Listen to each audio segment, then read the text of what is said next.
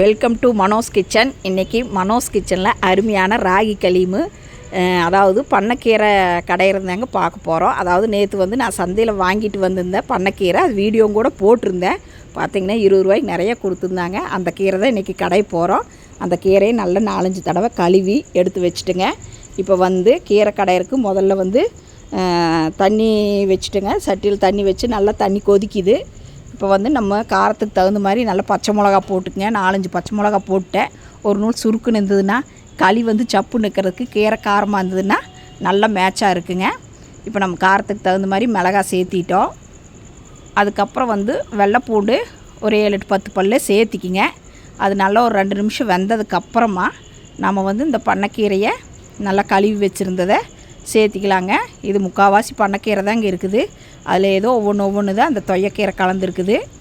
இப்போ பாருங்கள், இப்போ இந்த கீரை சேர்த்திட்டோம். நல்லா வேகட்டுங்க. அதாவது இந்த மாதிரி டைமில் தான் இந்த கீரையெல்லாம் நிறைய கிடைக்குங்க. மழை காலத்தில் கிடைக்கும். அதாவது கீரையெல்லாம் இப்போ இந்த கீரையே வர்றதே கஷ்டமாக இருக்குதுங்க. முதல்ல எங்கே பார்த்தாலும் இந்த கீரையெல்லாம் வீட்டுக்கு வீடு கொண்டு வருவாங்க விற்றுட்டு. இப்போ இந்த கீரையே கிடைக்கிறது இல்லை. நேற்று இந்த கீரை வாங்கணுன்னே சந்தைக்கு போனேன். கீரை கிடச்சிது. டக்குன்னு வாங்கிட்டு அடுத்த நாளே இந்த கீரை செஞ்சுருங்க. ரொம்ப நாள் வைக்க வேண்டாங்க. இப்போ பாருங்கள், இந்த கீரை வேகறதுக்கு சும்மா 1 ஸ்பூன் தேங்காய் எண்ணெய் ஊற்றிட்டேங்க. ஏன்னா கீரையோட கலர் மாறாமல் இருக்கும். ஒரு சிலர் சர்க்கரையும் கூட போடுறாங்க. தேங்காய் எண்ணெய் ஊற்றிட்டா இன்னும் டேஸ்ட்டும் நல்லாயிருக்கும், கலரும் மாறாமல் இருக்குங்க. இப்போ பாருங்கள், கீரையெல்லாம் வெந்துருச்சுங்க. கீரையெல்லாம் வெந்து கலர் மாறாமல் நல்லா பச்சை கலரே இருக்குது பாருங்கள். பச்சை பசேன்னு இருக்குங்க கடைஞ்சோம்னா. இப்போ பாருங்கள், நல்லா வெந்துருச்சுங்க கீரை. நாம் நான் இன்றைக்கி கொஞ்சம் கீரை நிறையாத்தான் இருந்தது.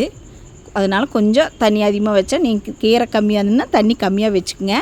இப்போ பாருங்கள், நான் கீரை கடையிறக்கு தண்ணி கொஞ்சம் எடுத்துட்டேன். தண்ணி இருத்து வச்சுட்டு அதுக்கப்புறம் தாளித்து போட்டு கீரையை கடையலான்ட்டு ஒரு வடக்கல் வச்சுட்டுங்க.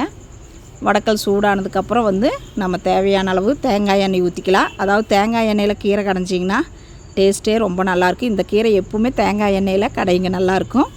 இப்போ பாருங்கள், தேங்காய் எண்ணெயில் நம்ம ஒரு டேபிள் ஸ்பூன் சீரகம், ஒரு டேபிள் ஸ்பூன் வரமல்லி போட்டுட்டு, அதுக்கப்புறம் ஒரு கைப்பிடி அளவு நல்லா சின்ன வெங்காயத்தை ஒழிச்சு நல்லா தட்டி அதோடு சேர்த்திக்கிறேங்க.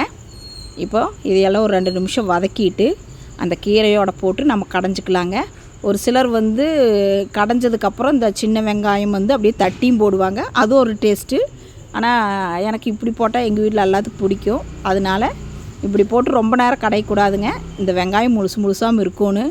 கீரையும் நைஸாக ஆகாமல் ஒரு 70% கடைஞ்சோம்னா நல்லா இருக்குங்க.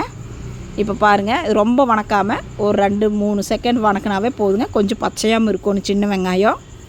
இப்போ பாருங்கள், வணக்கிட்டோம். இது எடுத்து நாம் கீரையோடு சேர்த்திடலாங்க.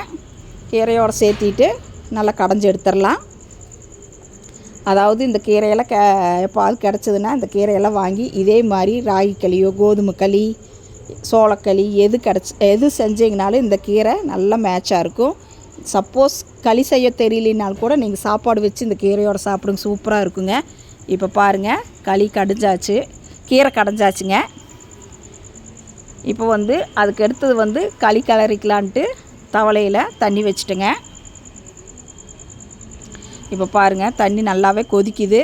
நான் தண்ணி கொஞ்சம் எச்சாவே வச்சுட்டேன். 1 டம்ளர் தண்ணி எடுத்துட்டேன். இப்போ நம்ம சாப்பாடு போட்டு தான் களி கிளறோம். இப்போ வெந்த சாப்பாடு வீட்டில் இருந்தது, மத்தியானம் வச்ச சாப்பாடு இருந்ததுங்க. அதனால் சும்மா ஒரு 2 கைப்பிடி அளவு சாப்பாட்டை போட்டுக்கலாம். நீங்கள் அப்படி இல்லைன்னா அரிசி போட்டுக்குங்க. பாருங்கள், நான் ராகி மாவு எடுத்து வச்சுட்டேன். அப்படி இல்லைன்னா நீங்கள் உங்கள் வீட்டில் ரவை இருந்ததுன்னா ரவையும் கூட சேர்த்திக்கிங்க. சம்பா ரவை இருந்ததுன்னா சேர்த்திங்க, நல்லா இருக்காது. இப்போ பாருங்கள், நல்ல சாப்பாடு, ஏற்கனவே வெந்த சாப்பாடு தான். ஒரு 2 நிமிஷம் நல்லா குழைய வேக விட்டு அப்புறம் நாம் மாவு போட்டுக்கலாங்க. இப்போ பாருங்கள், சாப்பாடு நல்லா வெந்துருச்சுங்க. அதாவது இப்படி நசுக்கி பார்த்துட்டு நல்லா குழைய வெந்துருச்சுங்க. நம்ம அதுக்கு அடுத்தது ராகி மாவு சேர்த்திக்கலாம். அதாவது நீங்கள் ராகி மாவு இல்லை கொஞ்சம் கம்பு மாவு இல்லை அது கூட கொஞ்சம் கோதுமை மாவு கலந்தும் கூட சேர்த்திக்கலாங்க. இன்றைக்கி நான் சுத்தமாகவே ராகி மாவு மட்டும்தான் சேர்த்திக்கிறேன். பாருங்கள், நான் நல்லா ஒரு டம்ளர் எடுத்துட்டேன். பாருங்கள், மாவு போட்டோம். மாவு போட்டதுக்கப்புறம் நம்ம சும்மா அப்படியே குத்தி விட்டோம்னா நல்லா வெந்ததுக்கப்புறம் நம்ம கிளறிக்கலாங்க களியை. இப்போ பாருங்கள், நீங்கள் கரண்டிலே திருப்பி இப்படி அப்படியே மாவை சுடு தண்ணியில் இப்படி அமுத்தி விட்டிங்கன்னா மாவு நல்லா வெந்துருங்க. ஒரு அடுப்பை வந்து கம்மியாக வச்சுட்டு ஒரு மூடி போட்டும் கூட விட்டுருங்க. ஒரு 5 நிமிஷம் நல்லா ராகி மாவு வேகணும். தண்ணியும் பிடிக்குங்க. நான் பாருங்கள் மறுபடியும் கொஞ்சம் 2 டேபிள் ஸ்பூன் மாவு வந்து போட்ட தண்ணி கொஞ்சம் எச்சா இருக்குன்னு. இப்போ பாருங்கள் நல்லா குத்தி விட்டு நல்லா ஒரு 2 நிமிஷம் மூடி போட்டு விட்டுறலாம். ஒரு 5 நிமிஷமே விட்டுறலாங்க. மாவு நல்லா வேகணும். அப்படி இல்லைன்னா களி வேகலினாலும் பிசு பிசுன்னு இருக்கும். அப்புறம் வயிற்று வலியும் கூட வந்துடும் இந்த களி சாப்பிட்டோம்னா. இப்போ கரண்டிலையாக இருந்தால் அப்பப்போ அப்படியே அப்பிக்கிங்க. துடுப்பில் வச்சு கிளறிக்கலாம் அப்படின்ட்டு. அடிக்கடி களி கிளறுனா துடுப்பு தான் யூஸ் பண்ணுவோங்க. இப்போ பாருங்கள் வேகட்டும். நம்ம வெந்ததுக்கப்புறம் நீங்கள் கரண்டிலேயே நல்லா கிளறிக்கலாம். சப்போஸ் கரண்டியில் கிளற முடியலன்னா இந்த மாதிரி குச்சி துடுப்பு இருந்ததுன்னா நீங்கள் அதுலேயும் கூட நல்லா கிளறிக்கலாங்க. வேகட்டுங்க ஒரு 2 நிமிஷம். ஒரு 5 நிமிஷமே வேகட்டும். வெந்ததுக்கப்புறம் பார்த்திங்கன்னா தண்ணியெல்லாம் இருக்காது. நல்லா கெட்டியாக வெந்து நல்லா பக்குவமாக வந்துடும். அதுக்கப்புறம் எடுத்து நாம் கிளறணும்னா அந்த கட்டி எல்லாமே உடஞ்சிருங்க. ஈஸியாக இருக்கும் கிளறதுக்கு. இப்போ மூடி போட்டு விட்டுறலாம். ஒரு 5 நிமிஷம் கழித்து பார்க்கலாங்க எப்படி இருக்குன்னு. இப்போ பாருங்கள் 5 நிமிஷம் ஆயிடுச்சு. இப்போ நம்ம திறந்து பார்க்கலாம். பாருங்கள் இப்போ எல்லாம் வெந்துருச்சு. பாருங்கள் நல்லா சுட சுட ஆவி வருது. நல்லா களி நல்லா வெந்துருச்சுங்க. நாம் இப்போ வந்து தண்ணி தொட்டு பார்த்தோம்னா கையில் ஒட்டாமல் வருங்க. இப்போ பாருங்கள் நல்லா வெந்து பக்குவமாயிருச்சு.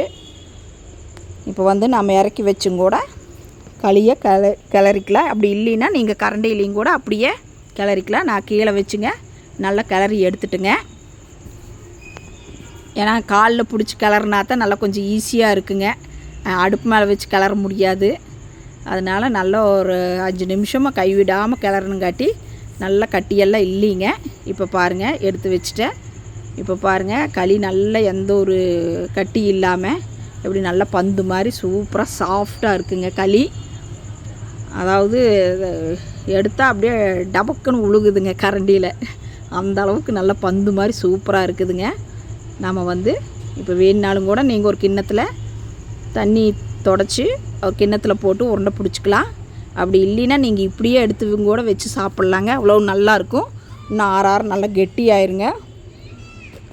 அதாவது இந்த கீரைக்கும் இந்த களிக்கும் சூப்பராக இருக்குங்க. ஒரு உருண்டை இல்லை 2 உருண்டை சாப்பிட்லாம். அந்தளவுக்கு டேஸ்ட்டாக இருக்குங்க. அதாவது முதல்ல கீரை கடைஞ்சிட்டு அதுக்கடுத்து களி பண்ணுங்கள். அப்போ தான் சுட சுட சாப்பிட முடியும்.